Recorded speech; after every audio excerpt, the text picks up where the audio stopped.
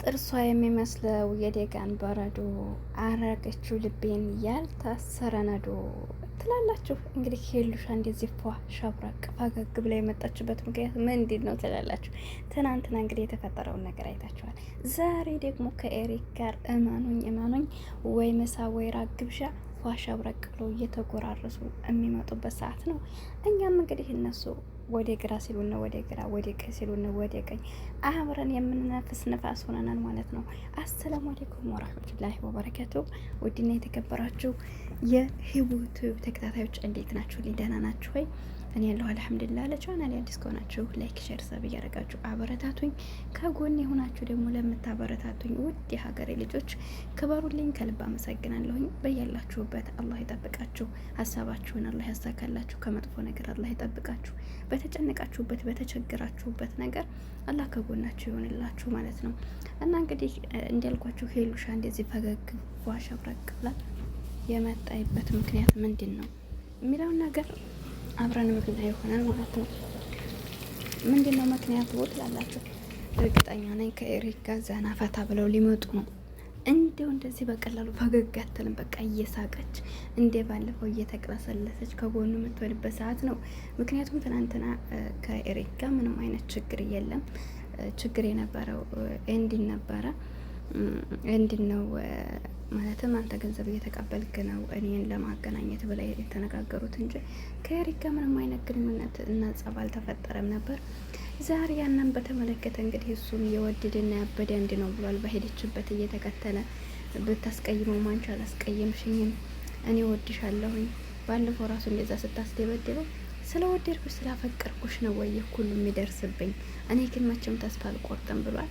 አለሙሄም እንግዲህ ጉዞ ወደፊት ትላላችሁ። ጉዞ ወደፊት።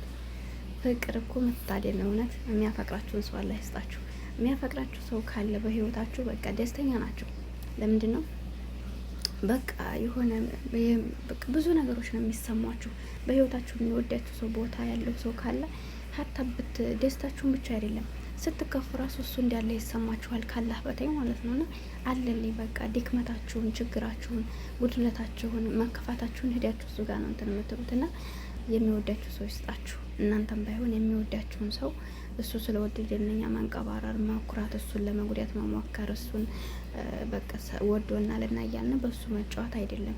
የሰው ልጅ ማንም ሰው ታውቃላችሁ ፈጣሪ እንጂ አላህ ነው እንጂ ሁላችንንም ሳተነው ያኔ ሳቶን መመለስ ማንችለው ወይም ደግሞ የሱ ውለታ እንጂ መመለስ ማንችለው የሰው ልጅ በቃ ዛሬ በሰጠው ነገ ማለት ነው ሰጥቶ መቀበል ነውና፣ ስለዚህ ለሚወድ ለሚያፈቅረን ሰው ደግሞ ክብር ልንሰጠው ይገባል። እሱ እንዳንጎዳው መጠንቀቅ አለብን። ለምንድን ነው ያፈቀረ ሰው ቢረግመን ራሱ ይደርስብናል። ለምንድን ነው ከልቡ ስለሆነ ማለት ነው። ግን ብዙዎቻችን እንዳለመታደል ሆኖ የሚወደንን ሰው እንጎዳዋለን፣ በማወቅም ባለማወቅም። የሚጎዳንን ሰው ደግሞ እሱን እንጠቅመዋለን። የሚገርማችሁ ማለት ነው። እና ብዙዎቻችን ይሄ ነው። አላህ ማስተዋል ይስጠና። የሚጎዳንን ሰው ሳይሆን የሚወደንን ሰው ለመጥቀምና ከጎኑ ለመሆን እንትን አለብን። ምክንያቱም የሰው ላይ ባንጠቅሙ እንኳን መጉዳት የለብንም። እና ልትጠነቀቁለት ይገባል። ለምንድን ነው ይሄ ሰው ወዶ አፍቅሯችሁ ትቷችሁ በሄደ ሰዓት ያችን ቀን ትረግሟታላችሁ። በቃ በጣም የሚሰማችሁ ሌላ ሰው እንዲያታምኑ ትሆናላችሁ። ያን ሰው ደግሞ ብትፈልጉት የማይመለስበት አጋጣሚ ይሆናል። እና ከዚህ አንጻር ጥንቃቄ አድርጉላችኋለሁ። በተረፈ ወዳችኋለሁ፣ አከብራችኋለሁ። ከጎኔ ሆናችሁ ለምታበረታቱኝ ውድ ሀገሬ ልጆች ከልብ ነው ማመሰግነው። እንግዲህ አብረን በአዲስ ቪዲዮ እስከምንመጣ መልካም ምሽት ላለሁኝ። አብሬያችሁ የነበርኩት ይሆናል። ቪዲዮውን ስትጀምሩ ላይክ፣ ሰብ እያደረጋችሁ አትርሱ። ወዳችኋለሁ፣ አከብራችኋለሁ። ሰላም አምሹልኝ።